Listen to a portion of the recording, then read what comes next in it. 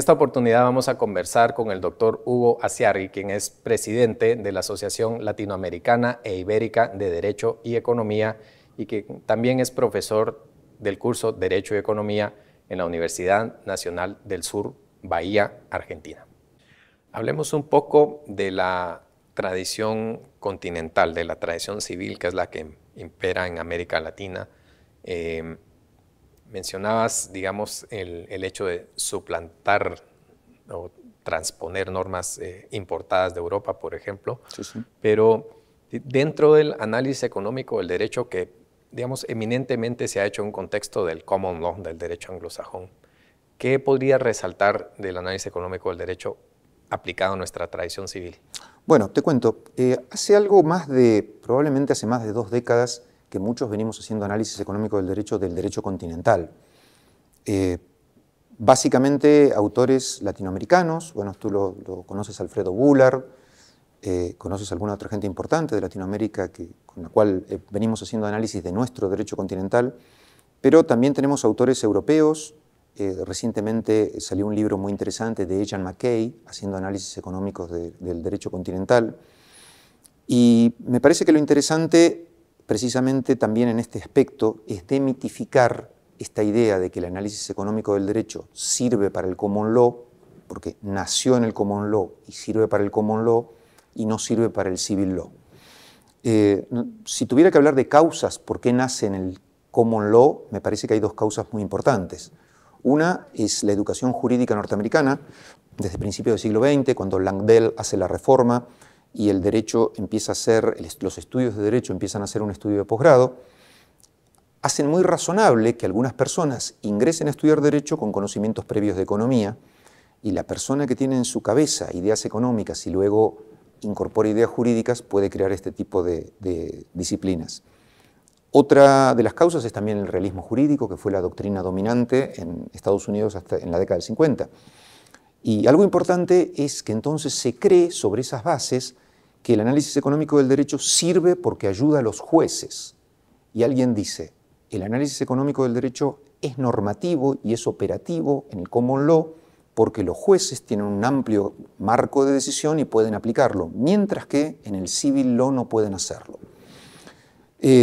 Mi réplica a este tipo de ideas es, si estudiamos con seriedad el campo de discrecionalidad que tienen los jueces latinoamericanos y los jueces de la Europa continental, nos damos cuenta que pese a los orígenes diferentes, no es tan diversa el marco de posibilidades, no es tan diverso el marco de posibilidades que tienen unos y otros. Y me parece a mí que en el common law lo podemos ver en el civil law, podemos ver su utilidad desde todos los puntos de vista. Ya hablamos de la utilidad para los legisladores, y sin duda que si vamos a hacer normas, mejor que estudiemos la relación entre esas normas y ciertas consecuencias sociales. O sea, probablemente podríamos pensar, a alguien le puede gustar un sistema diferente, pero dado este sistema de personas reales que hacen normas reales, mejor estudiar las consecuencias que no estudiarlas. Luego, es mejor para los jueces, porque muchas veces las decisiones de los jueces asumen cierto tipo de consecuencias sin estudiarlas sistemáticamente.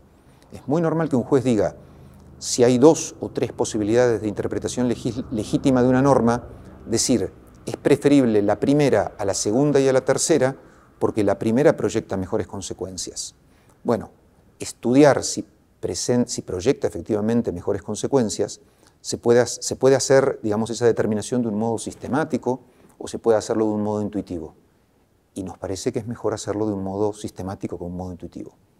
Y para el abogado que practica todos los días, el abogado que practica todos los días ve mejor un núcleo de problemas cuando entiende análisis económico del derecho que cuando no lo entiende. Claro. En los cursos solemos dar algunos ejemplos que son un poco largos y son referidos a ciertos sistemas jurídicos, pero la argumentación jurídica normalmente, además de tratar de convencer sobre los hechos, trata de convencer sobre cuál es el mejor modo de aplicar el derecho. Y dentro de la idea de mejor produce mejores consecuencias. Por eso, el abogado que sabe análisis económico del derecho tiene herramientas más modernas en su caja de herramientas.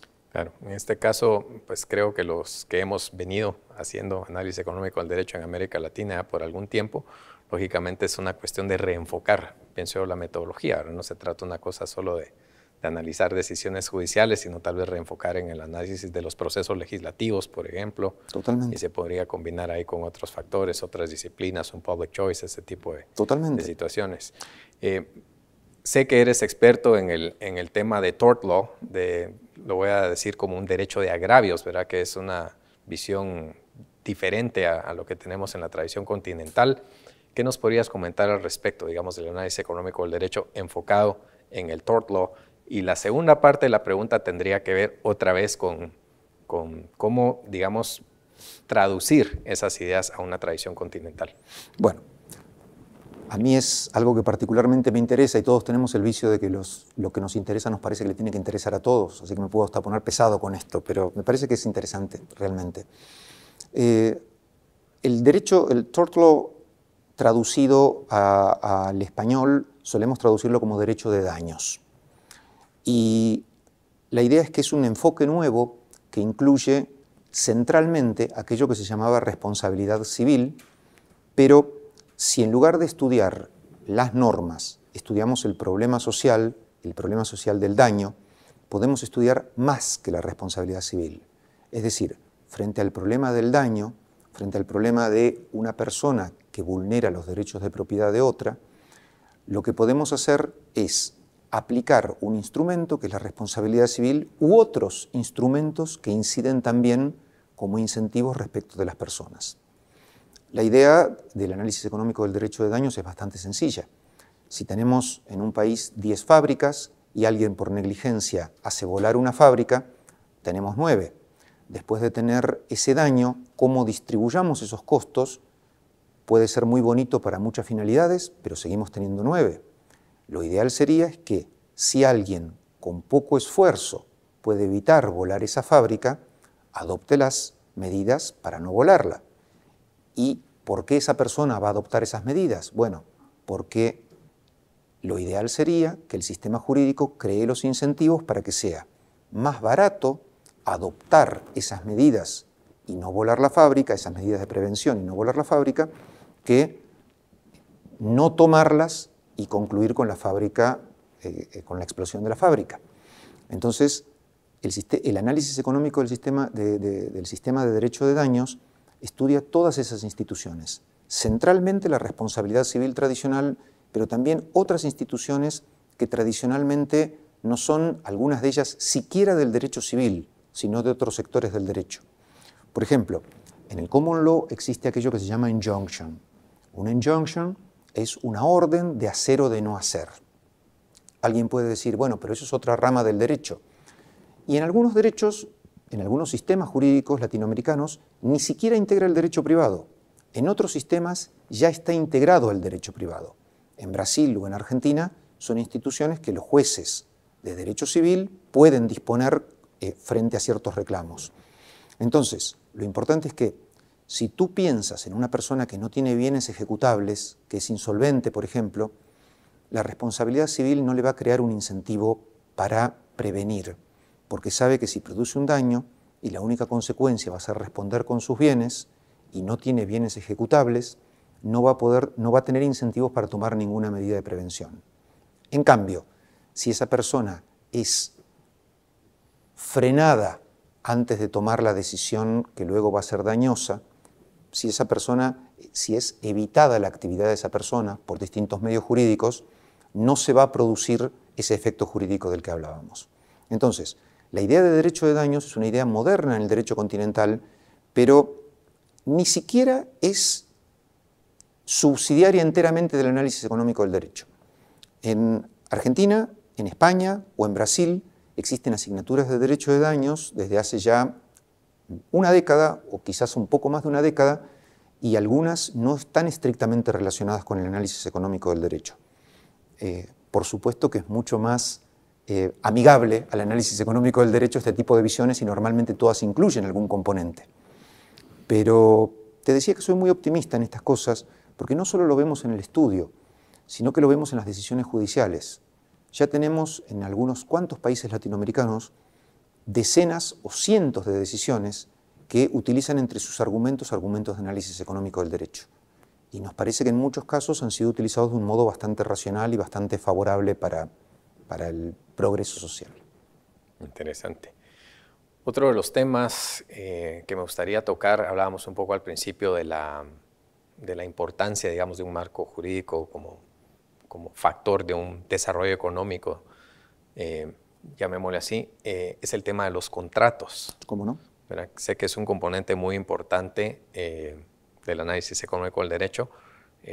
Quisiera que nos hablaras un poco del análisis económico del derecho referente al derecho de contratos. Por supuesto que sí. El análisis económico del derecho de contratos tiene varios aspectos que son sumamente interesantes.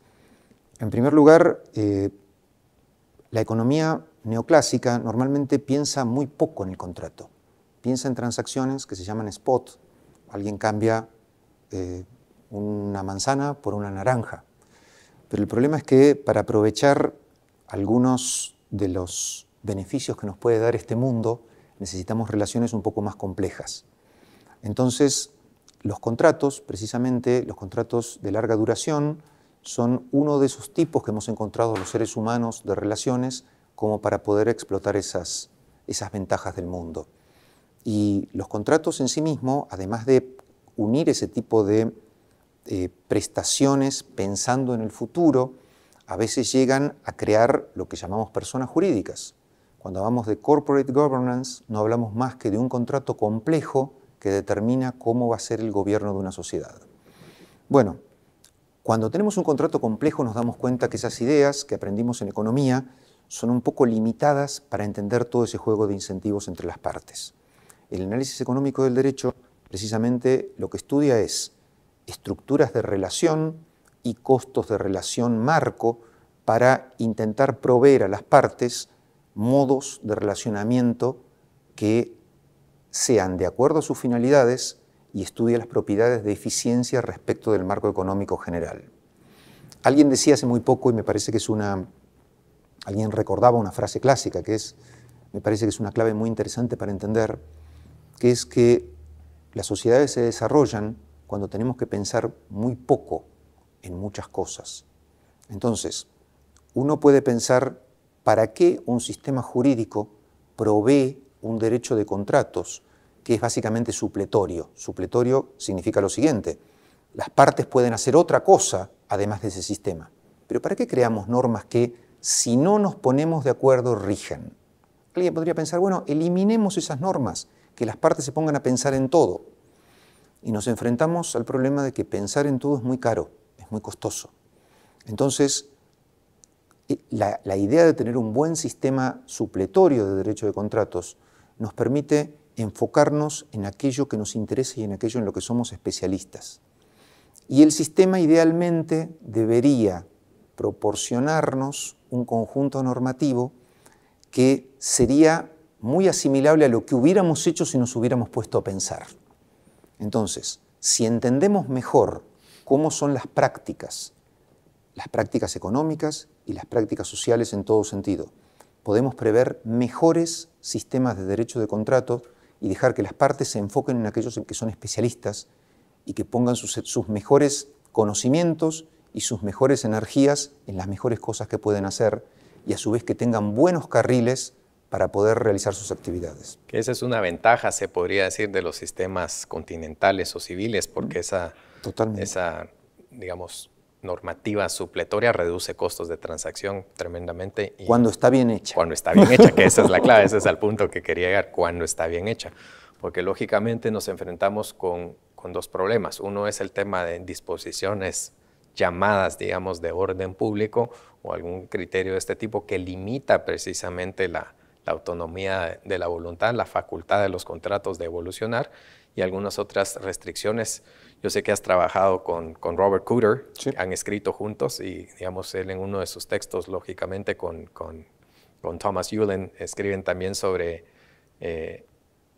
cómo se ha dogmatizado un poco, se ha convertido en una definición dogmática al final, la definición de un contrato, tanto en el sistema anglosajón, Totalmente. que es en el que ellos exponen, y yo diría que en el sistema nuestro también.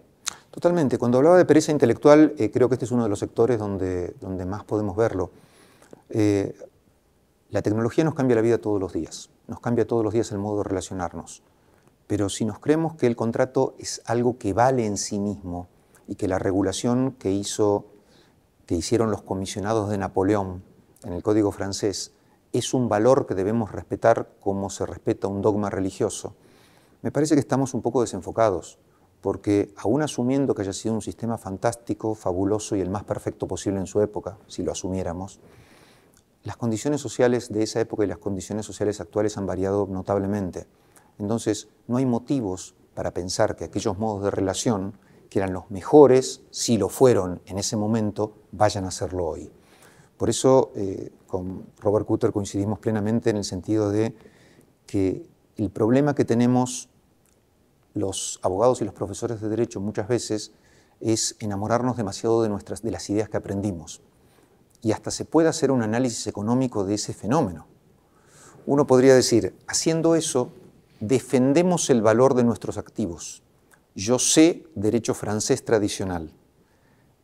Si yo convenzo a los demás que lo que más vale es el derecho francés tradicional, no tengo que hacer ningún esfuerzo en aprender nada nuevo y mi producto vale mucho. Si en cambio dudo y pienso que quizás no sea tan bueno lo que estoy vendiendo y tengo que aprender otras cosas, quizás me tenga que meter a un mercado competitivo de ideas donde tenga que juzgar el valor de lo que hago con el valor de lo que hacen otros. Entonces, la pereza que me servía para tener un cierto poder de mercado sobre mis ideas, se va a ir derritiendo frente a esta nueva competencia. Pero a la sociedad le conviene más que haya competencia de ideas y que nos muestren su bondad o maldad las ideas por un mero debate franco, transparente y racional, y no porque alguien con autoridad suficiente y con trabas de órdenes administrativos nos diga que lo que está enseñando es lo mejor posible. Claro, no, y al final la dinámica de las sociedades, digamos, fluye por sí misma. Es una cuestión que no se puede entorpecer, pero al final va a evolucionar. Es este proceso social del cual hablábamos hace algunos instantes. Entonces, en la medida en que un sistema facilite o impida, digamos, ese progreso, llamémosle así, va a ser importante en cuanto también al desarrollo de una... Esa es la clave. A mí me parece que una de las bondades del análisis económico del derecho excede el contenido del análisis económico del derecho y es precisamente que nos hace pensar de nuevo. Entonces, yo muchas veces digo, prefiero dar una clase de análisis económico del derecho a alguien que ve 4 o 5 horas y después no ve nunca más el tema, pero aunque no aprenda nada de análisis económico del derecho, sabe que se puede pensar de nuevo. Y personalmente creo muy firmemente en que pensar, exponer las ideas transparentes, de modo transparente, y debatir nos lleva a mejores soluciones. Me parece que aunque sea como revulsivo, como factor nuevo, el análisis económico del derecho hace un gran bien en nuestro ambiente intelectual. Y por eso me gusta incluso confrontar con las posiciones más recalcitrantemente tradicionales del derecho, y me parece que todos salimos beneficiados.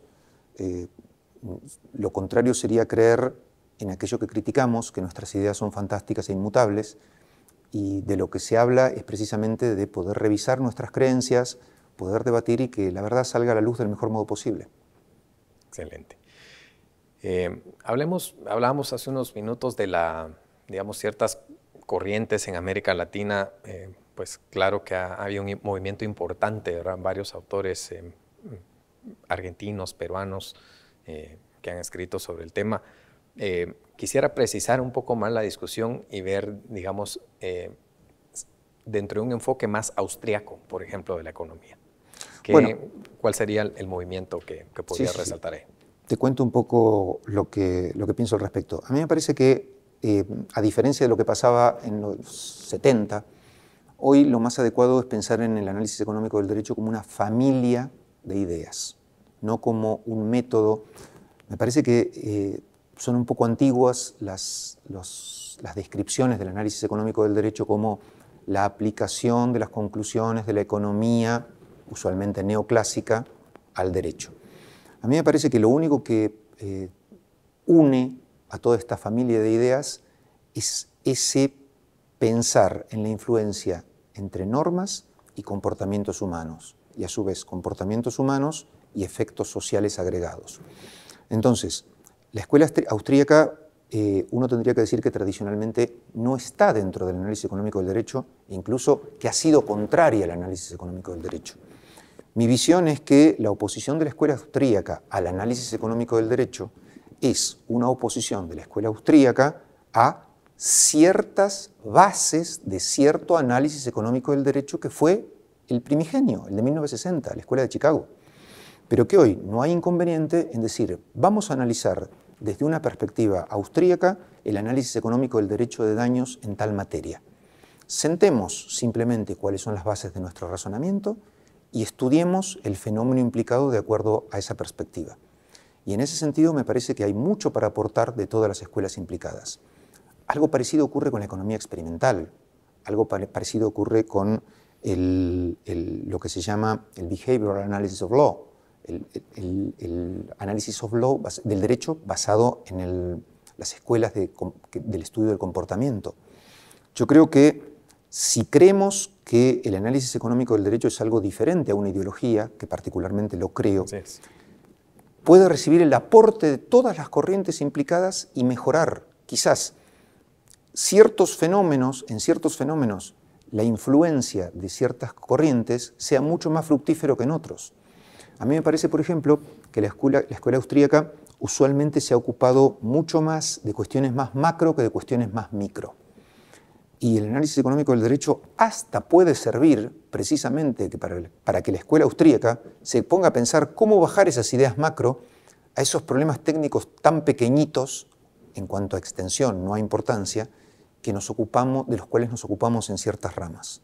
Me parece que toda corriente económica, hasta sociológica y jurídica, que intenta hacer lo suyo dentro del análisis económico del derecho, sale beneficiada por una doble vía. Ya para concluir, te preguntaría, ¿cómo es el futuro del análisis económico del derecho en América Latina particularmente? Bueno, te decía que soy optimista y lo voy a ratificar. Tengo algunos datos empíricos que me hacen ser optimista. El año que viene se va a realizar la edición número 18 de la ALACDE en Guatemala, aquí en la Universidad Francisco Marroquín. Cuando empezamos, hace unos cuantos años, costaba mucho y eran muy pocos los participantes y los trabajos que se presentaban tenían muy poco que ver con el análisis económico del derecho. Año a año el incremento ha sido casi exponencial. Ha estallado la cantidad de personas que se dedican a esto. En todos los países tenemos algún curso o alguna conferencia de análisis económico del derecho. En algunos pocos países de Latinoamérica tenemos también maestrías de análisis económico del derecho. Guatemala es uno y otros son Brasil y Argentina, donde tenemos algunas maestrías específicamente dedicadas al análisis económico del derecho. Y te decía que también los tribunales y los legisladores están incorporando, incluso en ambientes institucionales más o menos favorables, estas ideas de análisis económico del derecho. El Perú y el Brasil tienen unidades o áreas de análisis económico del derecho en sus parlamentos, y la Corte Suprema Argentina hace pocos años creó una unidad de análisis económico del derecho. Si tomamos todo este conjunto de datos, creemos que algo está pasando y que algunas de estas conclusiones se están incorporando, y esperemos que sigan haciéndolo y podamos mejorar un poco este mundo latinoamericano en el que vivimos. Perfecto. Bueno, muchísimas gracias, Hugo. Ha sido un placer. Un placer para mí.